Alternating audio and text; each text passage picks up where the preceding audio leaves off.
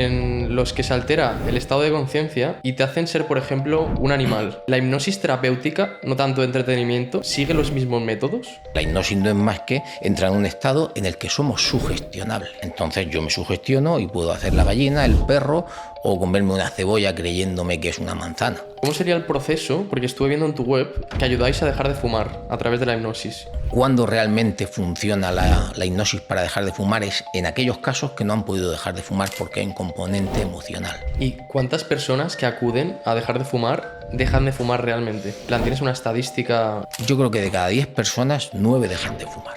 La hipnosis, por ejemplo, para el hecho de perdonar, ¿sirve también? Hay gente que cree que ha perdonado, pero luego realmente no ha perdonado. Sí, no, yo he perdonado, pero ha perdonado conscientemente. Estira tus manos, Christopher. Y ahora cierra los ojos. Simplemente imagina que en cada una de las manos hay un imán muy potente. Tú ni hagas fuerza y simplemente deja que el imán haga su trabajo.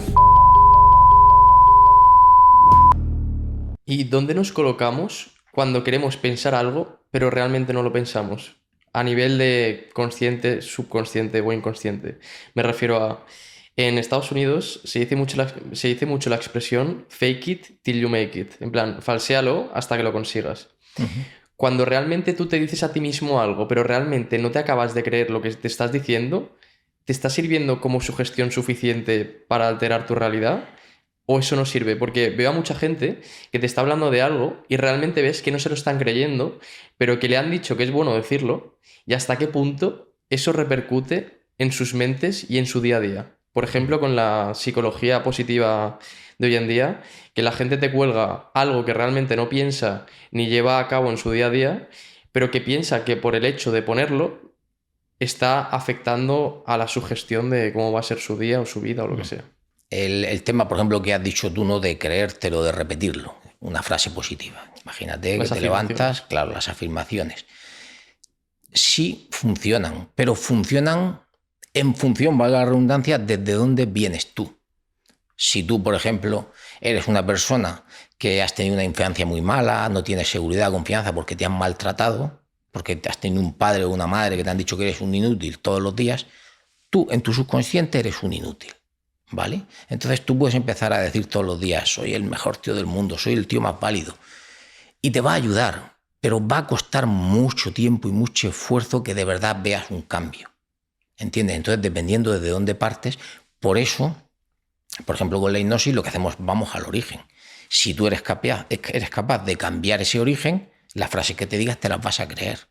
¿Entiendes? Entonces, sí, funciona, pero depende, a unos sí y a otros no. Como todo en la vida, todos somos distintos, somos únicos, cada uno tiene sus problemas, cada uno tiene su personalidad. Lo que a ti te funciona, a lo mejor a mí no me funciona. Entonces, sí funciona, pero no siempre. Depende de las cargas que tengas. Por eso siempre hay que ir al pasado, limpiar las cargas, los miedos, quitarnos la mochila esa pesada que llevamos y una vez que te la quites, métele cosas. Es lo que te he dicho antes del tabaco, ¿no? Tú no solamente tienes que dejar de fumar, sino tienes que meterle a tu mente algo a cambio que sea positivo. Tú no solamente tienes que decir soy fantástico para creértelo. Tienes que meterle cosas que te hagan creer que eres fantástico, ¿vale? Y antes tienes que sacar lo negativo para dejar espacio. ¿Para qué casos son recomendadas las hipnosis regresivas? Cuando hablamos de hipnosis regresiva puede ser regresar a la semana pasada, a un accidente que has tenido, a una discusión que te ha quedado. El subconsciente normalmente se queda con las cosas que han sido emocionales, ¿de acuerdo? Que han afectado a la persona, ¿no? Más que con algo que sea lo emocional, ¿vale? Entonces lo emocional puede ser hace una semana, si tú tienes 30 años, o puede ser la infancia, una regresión a una semana, una regresión a la infancia, al vientre materno, por ejemplo, o puede ser una regresión a otras vidas, ¿vale? Entonces hay gente que cree en las regresiones a otras vidas y le puede funcionar. Hay gente que dirá, pero bueno, eso no existe, eso es una locura, es mentira. Realmente si le funciona. Yo la primera vez que me hablaron de una regresión, yo no hacía hipnosis, recuerdo, estudiaba acupuntura, ahora casi 20 años, casi, y el profesor que teníamos nos dijo, pues mira, yo tengo un caso en mi clínica tratándole por un dolor de espalda muy fuerte, llevo un año con acupuntura, le mejora, pero no hay manera. Y hay un tipo ahí en el centro que hace hipnosis y le dije, oye, ¿por qué no pruebas a ver dónde le puede venir el dolor de espalda? Y le salió que en otra vida había tenido un conflicto con no sé quién y le metieron por detrás una puñalada. En el momento en que resolvió eso, se le quitó el dolor de espalda. Entonces dices, bueno, ¿puede ser real? ¿No puede ser real? Se le ha quitado el dolor de espalda, que es lo que interesa, ¿no? Entonces, pues las regresiones funcionan, sobre todo en función de tus creencias. Si tú crees, es posible que llegues. Si no crees, es más complicado. Pero las regresiones de edad a la infancia son muy, muy, muy importantes, porque en la infancia es cuando nos van a meter los miedos, las creencias, las limitaciones, las inseguridades. Entonces, yo sobre todo trabajo con esas regresiones. Y en el vientre materno también bastante, porque el niño que está ahí está sintiendo todo lo que siente la madre. Entonces, si una madre tiene un embarazo en el que tiene mucho miedo, mucha preocupación o problemas con el marido, el niño está absorbiendo todo eso, ya nace con esa carga. Entonces, claro, son muy terapéuticas, pero no tiene por qué ser a otras vidas. Puede ser lo que la persona necesite realmente cuando ha tenido el conflicto. Ahí es donde hay que resolverlo.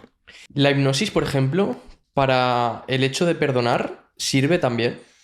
Sí, la hipnosis, como hemos dicho que es un estado concreto de la conciencia, es un estado que se busca para trabajar con esa parte subconsciente, que es donde está toda la información. Nosotros vamos a pensar desde que nacemos, ¿vale? Independientemente de la creencia de cada uno, desde que nacemos estamos recibiendo información. Y el subconsciente lo guarda absolutamente todo.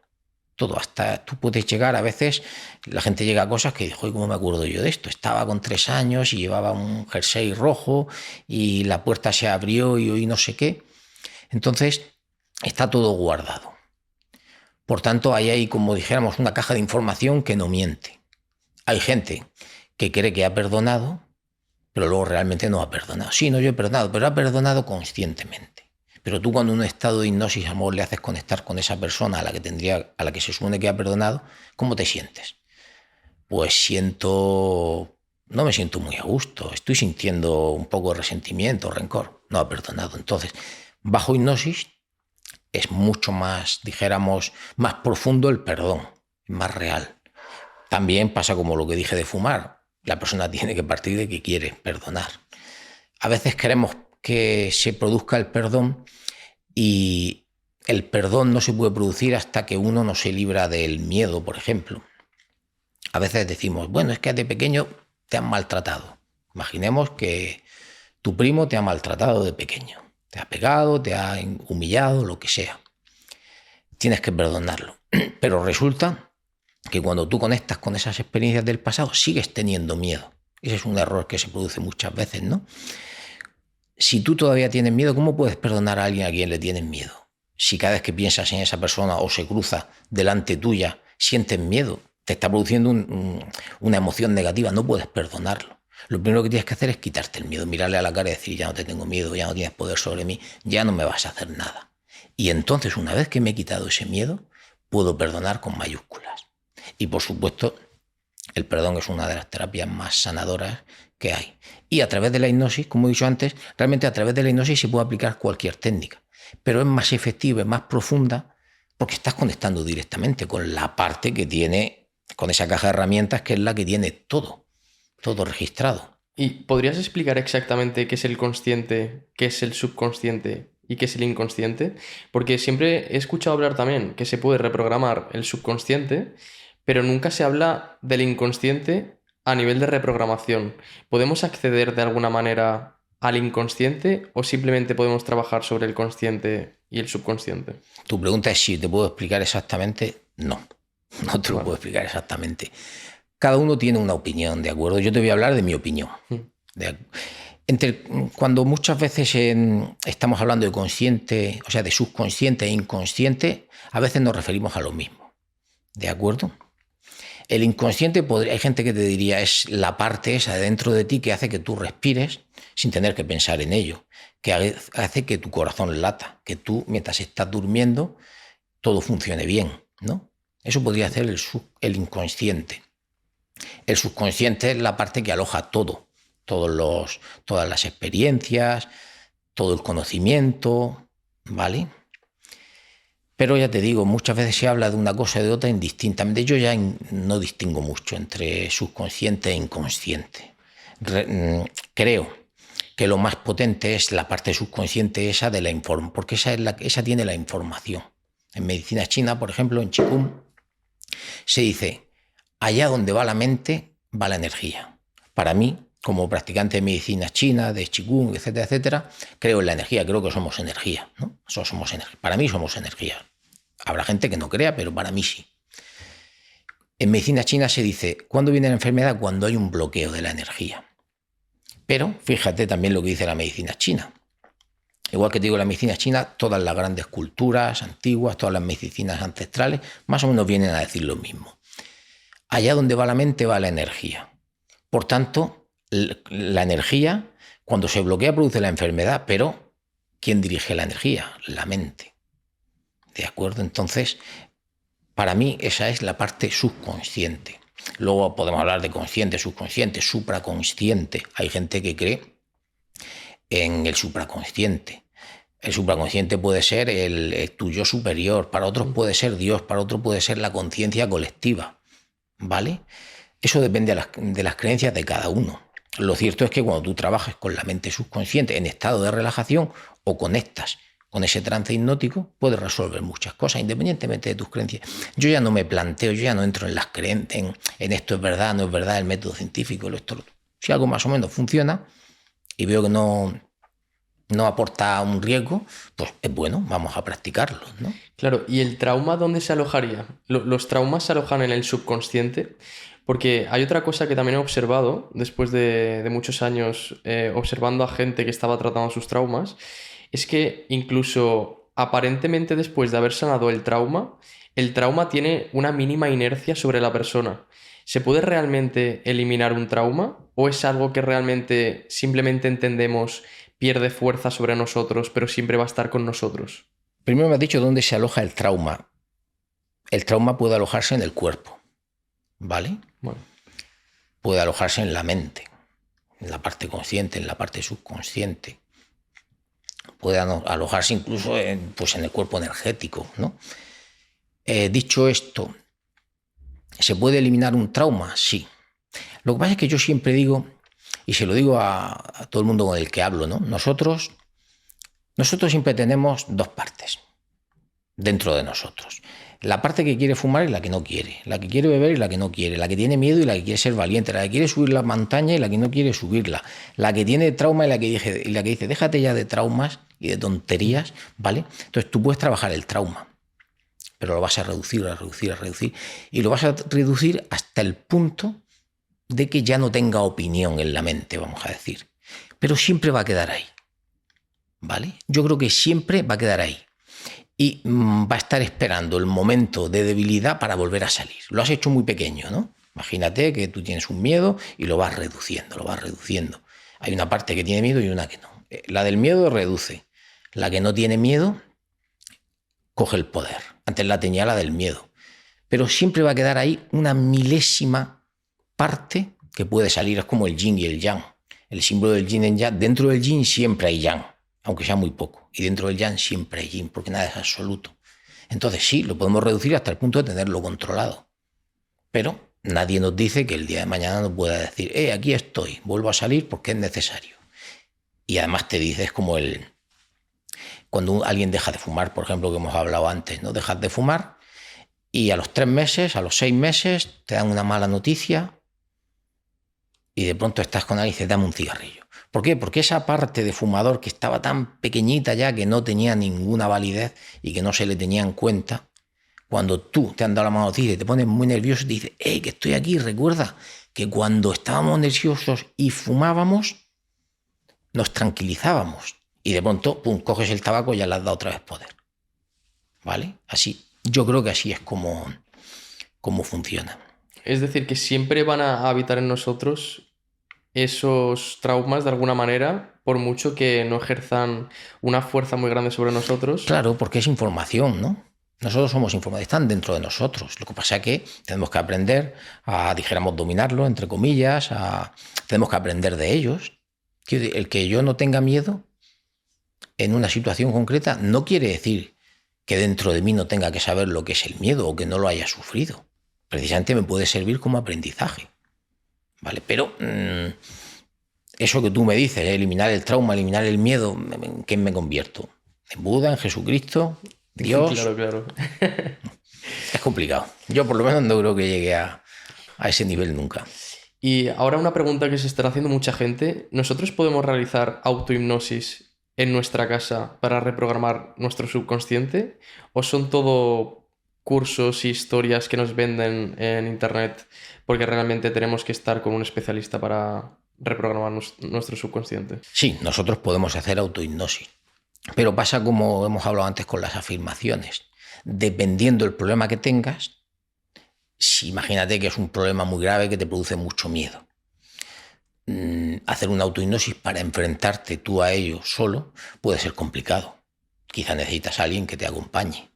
Pero sí, claro. De hecho, en hipnosis se dice que toda hipnosis es una autohipnosis, porque aunque yo te haga a ti hipnosis, realmente el que es hipnotizar es tú mismo, tu mente, ¿vale? O sea que toda hipnosis es una autohipnosis.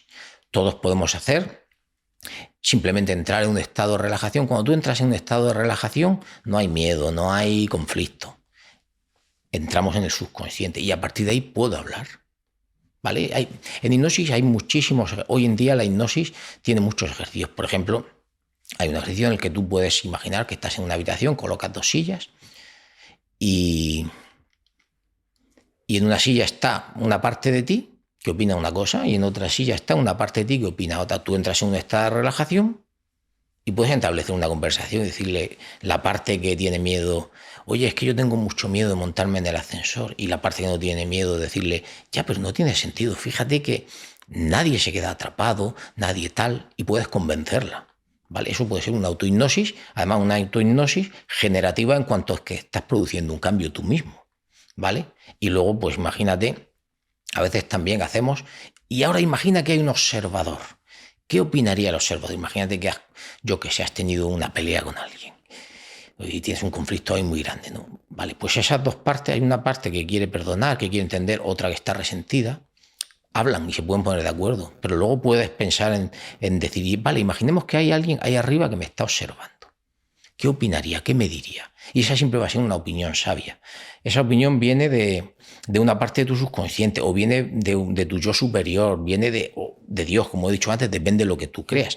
Pero lo cierto es que esa opinión puede ser muy válida. Tú puedes hacerlo en casa, realizar todo tu hipnosis, entrar en relajación y trabajar sobre conflictos, sobre metas. La hipnosis trabaja muy bien todo eso, ¿vale? Entonces, ese observador, por ejemplo, te va a dar una visión muy sabia.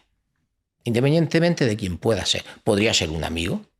Tú tienes un problema y tú a lo mejor estás enceporrado de decir, no, es que yo no la perdono porque me ha hecho esto, o no le perdono, lo que sea. Pero claro, si tú te preguntas, si eso le pasase a un amigo, ¿qué le diría? ¿Vale? Estás viendo desde otro ángulo. ¿Qué le diría a uno? O si fuera a mi hijo, le diría, tienes que no perdonar, que estás rencoroso, tienes que ir a por él, ¿no? Entonces tú en estado de hipnosis puedes jugar con todo eso, ver las cosas de distintos puntos de vista, que al final, yo siempre se lo digo a la gente, ¿no? Es una parte de ti. Puede ser que esté conectada con Dios, que no, con tu yo superior, pero son partes de ti, realmente están dentro de ti. Claro que puedes hacer autohipnosis o simplemente hacer una autohipnosis con afirmaciones. Hemos hablado antes de las afirmaciones. Si yo cierro los ojos y digo una afirmación, la que sea, tiene un efecto. Pero si yo consigo entrar en un estado de relajación profundo, el estado alfa que llaman, entonces he roto esa barrera entre el consciente y el subconsciente y la afirmación va a llegar mucho más a mi subconsciente. Cuanto yo estoy más relajado, más puedo cambiar. Si luego hay muchos miedos, muchos traumas, bueno, habrá que trabajarlos también, pero claro que se puede. Entrar en estado de relajación y a partir de ahí cambiar lo que quieras.